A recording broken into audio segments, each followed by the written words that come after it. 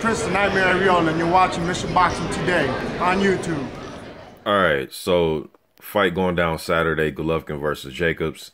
It's going to be a damn good fight. Now, this fight right here, obviously, this is Golovkin versus Lemieux. And a lot of fans, including myself, says that, man, if Golovkin can fight the way he fought Lemieux in this fight, Danny's going to be in tough on Saturday. You know, but one thing, though, that I'm thinking is Danny would have to cooperate the same way that Lemieux was cooperating, you know. But I don't think he's going to fight. I don't think that he will allow Golovkin to fight this same type of fight.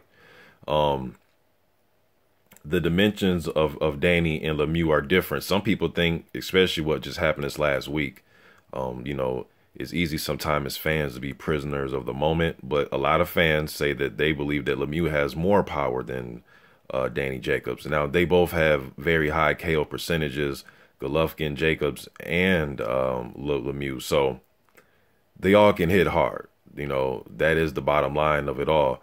You know what I mean? So, but the dimensions are different. You know, Lemieux isn't a guy that wants to work the jab and move around and come in with, you know, pepper you with combinations. Now, he wants to get close, let his punches go. He wants to throw hooks, uppercuts, overhand rights, overhand lefts. He wants to fight at close quarters. That's when he lets his best offense go. And he's the type of guy that likes to, you know, drop over. You know, he's one of those type of power punchers that likes to drop over his lead foot and then just let punches go on you.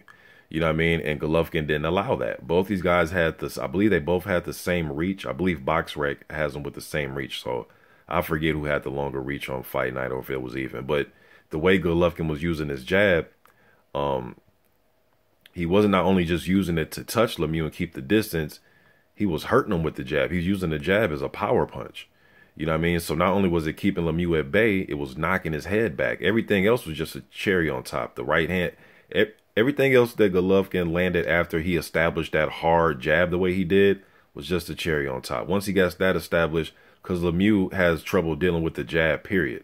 And then you throw power behind it, you know what I mean, the jab itself, and then all the combinations just coming after it, it was a wrap for him. You know what I mean? Now, Jacobs has the reach advantage on Golovkin by, I believe, 3 inches. So I'm curious to see how Golovkin is going to deal with that. You know what I mean? Because I don't think that Jacobs is going to stand flat-footed like Lemieux was doing.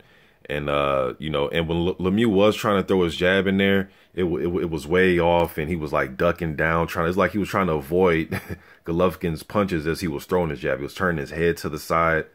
And when he did try to come straight and, you know, come straight down the middle on Golovkin, he was getting met with that jab because, like I said, Lemieux's a guy that likes to throw hooks. So he knew that during the fight, you can tell that he knew that that wasn't really going to work because Golovkin was beating him down the middle. We know if you come down the middle and the guy's throwing hooks, usually the guy that's throwing punches down the middle is going to his punches get there faster. So obviously the jab gets there the fastest, and that's what Golovkin, you know, he worked everything off of that. Whereas I think Danny's a little bit better on his legs as far as moving around. Some people question his chin. In those fights like against Pirog and then the fight he got dropped against Mora, you know, fights like that, I think he was underestimating Mora's power. And I know that's kind of crazy, right? Mora's power. But he was walking him down, trying to finish him, and he got caught. Chin exposed in the air. He got caught with a, you know, he got caught and he went down, but he got up though. You know what I mean? And the Pirog, another time where I think he was caught off guard. I believe that he really underestimated Pirog, man. Pirog was a bad boy, man. And I think he underestimated him, you know what I mean? And he just wasn't ready for Pirog, his overall skills, just the way he approached Danny, the defense, the head movement, the footwork, the glove placement, the combinations, I think it all just threw him off. You know what I mean? Because when he was going on the back foot, he looked kind of confused, like, who the hell is this guy I'm fighting? You know what I mean? Maybe I shouldn't have took this fight yet. And then he just got, you know, and Pirog was able to get him out of there, man. And Pirog was a damn good fighter. So I don't look at that as, oh, he has a weak chin. Look what happened with the Pirog fight. And I wish Pirog's career could have went a little bit longer. But anyways, to me, it's going to come down to who can establish their jab, man. Both these dudes can crack. You know what I mean? Both these dudes can crack. You know, Triple G's power is pretty damn good. It's pretty damn amazing. But Jacobs can knock people out too. You know, people don't give him too much credit. Well, I've heard people say the Quillen fight was stopped early. I mean, yeah, but I believe had the ref not stepped in, I think Jacobs would have got him out of there. Some people think he wouldn't have. Okay, you know, we can argue that all night, man. But I think this fight will come down to who can establish their jab, man. If Triple G's come down, he's just lunging with hooks. Like, say he can't establish the jab. So he starts to just lunge with, you know, wild, or not say wild, but just he gets a little anxious and start to throw his punches wildly, like, you know, some hooks. And he's missing with the jab. And he can get countered with power punches from Jacobs that he doesn't see coming. Oh, shit. I don't know, man. He fuck around and get knocked out. You know what I mean? He's human, man. The dude is human.